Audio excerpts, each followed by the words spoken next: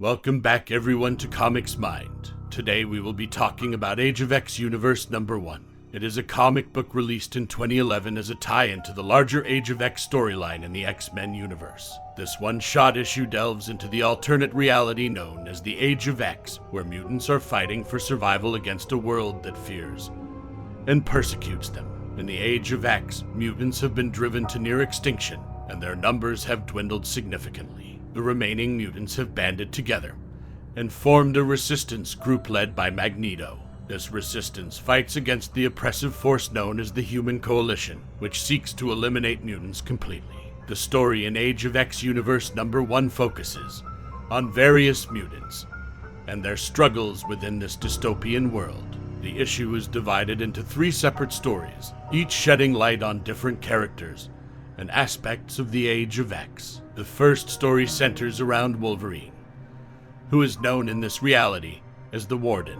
The Warden is a brutal enforcer for the Human Coalition, tasked with hunting down mutants. However, a mysterious figure known as the Nightmare Nurse approaches him, revealing that his memories have been tampered with and that the world around him is not as it seems. Intrigued, the Warden sets off on a journey to uncover the truth about his past and the nature of the Age of X. The second story follows Legacy, a mutant with the ability to absorb and utilize the powers of others. Legacy is a vital member of the Resistance, fighting alongside Magneto to protect mutant kind. However, Legacy discovers a shocking secret about her own origins, leading her to question her place in the Age of X and the true nature of her powers. The third and final story focuses on the duo of Gambit and Frenzy. Gambit, known as the Hand in this reality, is a notorious thief who navigates the dangerous underworld of the Age of X. Frenzy, a former villain, has found redemption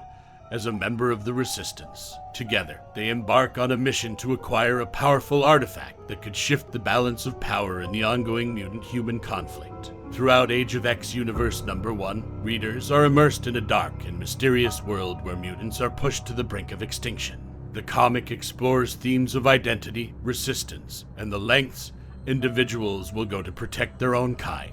As the characters navigate the complex web of the Age of X, they uncover shocking truths and confront their own personal demons. Age of X Universe number 1 provides a glimpse into a unique and twisted alternate reality within the X-Men universe, showcasing the struggles, sacrifices, and resilience of the mutant heroes fighting for survival. So let's dive into the story. Fortress X, where several mutants are currently defending their home from the invading army. Sam, you there? It's Legacy calls out over the communicator.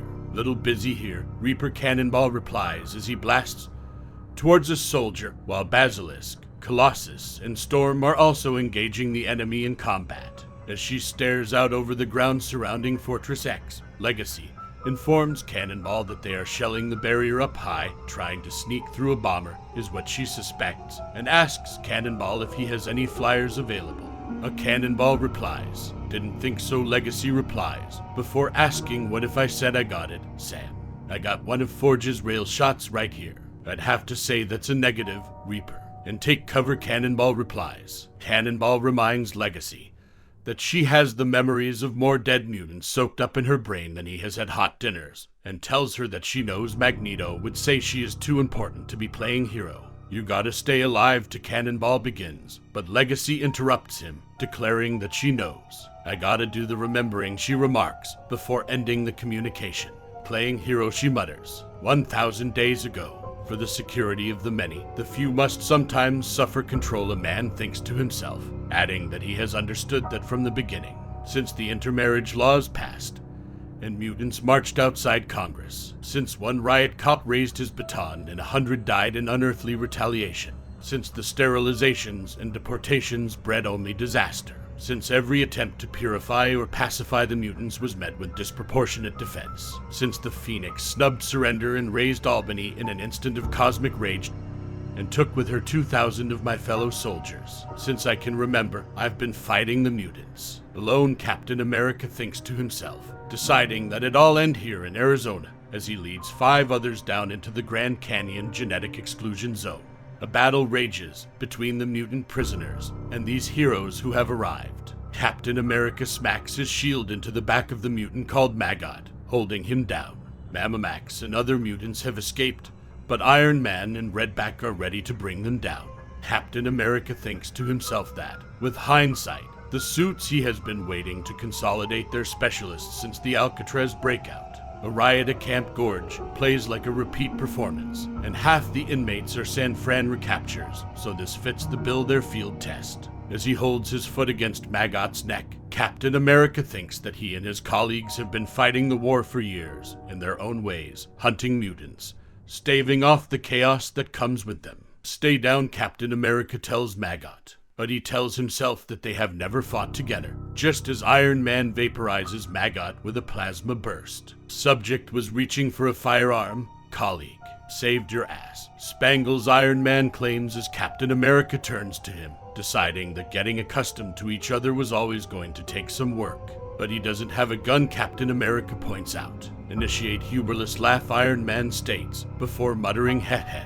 Captain America just looks at his teammate and thinks that although Tony Stark is officially codenamed Iron Man, he has been calling himself the Steel Corpse for a decade, and that it suits him. Stark's human appearance has become indeed corpse-like. Captain America reminds himself that the records say some sort of virus, mutant-derived, naturally, and Stark has been fused in the armor ever since, slowly digested by the machine. It is now hard to say how much of a human is left in there, but there is precious little stability. Iron Man stares up at his next opponent and calls out opening file, obesity jokes. But his opponent, the Blob, shouts hey. No foul stinking robo-zombie's gonna move the BL. He doesn't get to finish his sentence as the Hulk appears and knocks the Blob aside. The Hulk races after the Blob and wraps his hands around the Blob's flabby neck. Captain America watches and tells himself that Bruce isn't deep with the military. His file is classified, but Captain America knows one thing about him. He really hates mutants. The Hulk watches more mutants trying to escape. Captain America decides that they have all got their reasons, their rationales for the security of the many, but that with Bruce, it goes deeper than that. Stinking, pestilent, vermin, the Hulk shouts as he throws the Blob into several other mutants. Suddenly, Redback drops down on the mutant Marrow. Captain America knows that her case is simpler. Her name is Jessica Drew, although she has never used the name or spoken any word at all. She has been this free country's top killer for the past 8 years and can count Mr. Sinister amongst her victims. Captain America is not going to pretend that Redback does not make him uneasy. But then, desperate times, right, he tells himself. For Redback, it is a matter of duty, nothing more, just doing what she is told, providing that includes killing. Wait, Captain America calls out as Redback is about to shove a spike through Morrow's neck. Redback hisses, and suddenly the Invisible Woman materializes beside Redback and grabs her wrist. These people need to be controlled, Redback, for their safety as much as the world's Invisible Woman explains. Not murdered, she declares as she throws Redback from Marrow. Soon, she may be trouble, Captain America tells himself. You need to manage your team, Captain America, Susan declares as she suddenly places the Hulk, Redback, and Iron Man in a large invisible bubble. Captain America looks at her and reminds himself that he has read the file, that she knows what she has been through. Captain America looks at the force bubble and tells himself that Susan's powers are as tough as they come, but her heart. Desperate times. Like he said, you do what you have to do, but he is not sure Susan understands that. Please, mutants, return to your cells, the Invisible Woman calls out, while Captain America thinks that you do the best you can. Screw you, fascist, Marrow shouts as she smacks the Invisible Woman in the back of the head with a piece of bone. Suddenly, non-lethal, yes. Yes, I'll handle this, a voice calls out, and in a flaming blaze, a skull-faced being on a motorcycle appears and wraps his chain around Marrow's neck. Gaze into the face of vengeance. Sinner, he calls out. Captain America tells himself that he has no idea where they found Johnny. Marrow stares into vengeance, unable to speak, when suddenly, oi, mate. Gaze into the face of you. Chamber declares as he comes up behind Vengeance and unleashes a massive burst of power, seemingly destroying Vengeance. Go, Chamber calls out to the other mutants as he grabs Marrow and claims Vengeance's motorcycle as his own. He speeds away with the other mutants in tow. The heroes are left in the smoke as Captain America hangs his head, and that's how it begins, with defeat and discord and death. Like someone's telling us to start as we mean to continue, he tells himself. Avengers. A voice booms. Assemble, Legacy utters as she looks frustrated. In a secure facility, the Avengers have assembled in front of General Castle, a man more decorated than a Christmas tree and intense like a caffeine cluster bomb. General Castle is the chief, and he does not look very happy. Explain, he booms. Teething problems, Sir Captain America replies. Logistical function error, we suck, Iron Man states. Unreliable personnel, Bruce Banner suggestions, while the Invisible Woman declares that there has been a breakdown in cooperation.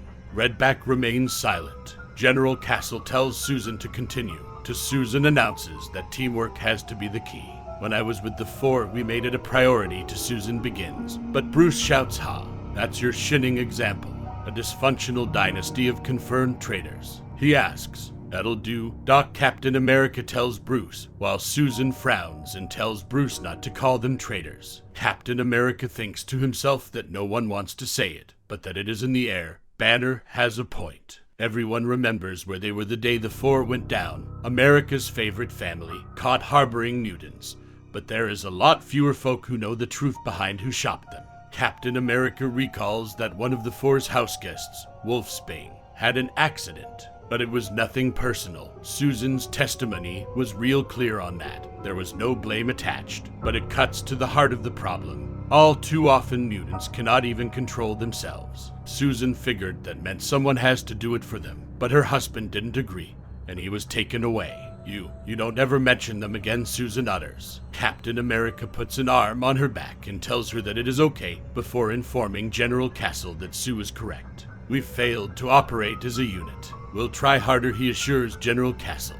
You'll have to, Castle replies as he clicks on a remote, which turns on the monitor behind him, depicting several buildings levitated into the air above New York City. The general informs the heroes that at 1900 hours, a siege scenario ended when 22 buildings, bricks, mortar, terrorist occupants, and all were forcible levitated from New York City. The general announces that it goes without saying such a demonstration of power represents an escalation in the mutant crisis. It also goes without saying it can't be left unanswered, he adds. General Castle informs Captain America and the others that as of nightfall, satellite trackers lost the stolen architecture, and intelligence posts the mutants made for a defensible sanctuary around it. Your mission is very simple. Stop them, General Castle announces, before declaring that as for the building's location, they have some specialist equipment to aid them in their search. A short time later, Iron Man flies through a clearing in a forest, the others alongside him, all standing on an invisible force field,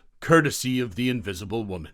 Bruce Banner holds onto a leash, and at the other end of the leash, down on the ground, is the mutant named Weapon S, who trudges through the swampland. His lower jaw and mouth is gone. Instead, two sharp tusks protrude from his face. It's repugnant. It's intolerable. Bruce begins, but Captain America interrupts, telling Sue that it is turning south. Bruce remarks that it is degrading enough that they must concern themselves with mutants at all. That to employ them, he asks. It volunteered, Banner. We should be grateful, Captain America replies, while Sue asks, and who knows what the poor man's endured in captivity. Captain America suggests that freedom in exchange for his help is the least they can do. Smell you, bub. Taste your stink. Weapon S utters. So you take pity on the scum that betrays its kind. How apt. From a woman who sold her family, Banner tells the Invisible Woman. I warned you. Sue shouts, but Captain America calls her back and tells Banner that he is out of line and informs him that Weapon S was given a choice, and he chose to do the right thing. Tough as it is, did Sue, Captain America adds, telling Banner that his hate has no place here. Banner pauses before uttering a choice. Let me tell you about mutants and choices, Captain, he begins. Banner continues, explaining that his choice was to devote himself to science in service of his country. And 10 years ago, that meant constructing a device, a pulse array, to sterilize dangerous mutant. They had a choice too. They volunteered, Banner claims. He tells his companions that moments before initiating the pulse array, he was still calibrating the emitters, and a young mutant with sonic powers panicked. Banner tugs hard on Weapon S's leash as he declares that panic breeds terror where monsters like mutants are concerned, before he continues, revealing that the device misfired in the gamma spectrum, and it changed him in ways the military still do no understand. He adds that for 3 minutes, blinded by pain, he was just like these mutants, beyond control. In that short time I slaughtered my best friend, my colleagues and commanders, and my fiancée. Banner announces. Susan tells him that he is awful, but that he cannot blame the child for his pain. Oh, that's not the awful part, Storm. You see ... The blast shredded those volunteers, scattered their flesh and bone, drove their atoms beneath my skin like shrapnel. Banner reveals, as he angrily declares that there is something in these mutants. Something coiled like a worm in their genes which mere science cannot unravel. Its name is evil, Sue Storm, and it infects Outworld like a disease. Banner declares, before gritting his teeth and eyes wide, announces that he will never be clean again. Suddenly, tactful interruption protocol. Hey, tense people, eyes front. Iron Man calls out, announcing that he thinks Fido found it. Everyone stares up at a massive citadel, concrete, and vehicles scattered like a wasteland around it. Weapon S announces that there are many mutants, many smells, weak, hiding, not like him, before he asks if he is free and can go now. The Invisible Woman gazes at the fortress and declares that it is so big that rather depends on your perspective. Banner calls out as he transforms into the Hulk. Captain America tells Banner to stand down, adding that there is no action until they get a sitrep command. Filth. We go in. We crush now. The Hulk booms. Negative. Beyond control. Remember, that's not us. We wait for orders, Captain America declares. Iron Man raises his faceplate as he looks at Captain America, informing him that the General's commands are Code Omega. What's that mean? Spangles. Iron Man asks. Captain America looks anxious. Omega. His voice trails off, and he reminds himself that it means impunity. It means they are sanctioned to use lethal force. The Hulk begins to laugh. He knows what it means. Means they say kill. Kill mutants. He shouts, I free yes. Weapon S asks, tugging at the leash. Susan looks horrified. Wait a minute. I didn't agree. Which mutants? She calls out. The Hulk tugs on the leash, and Weapon S is flung over to him.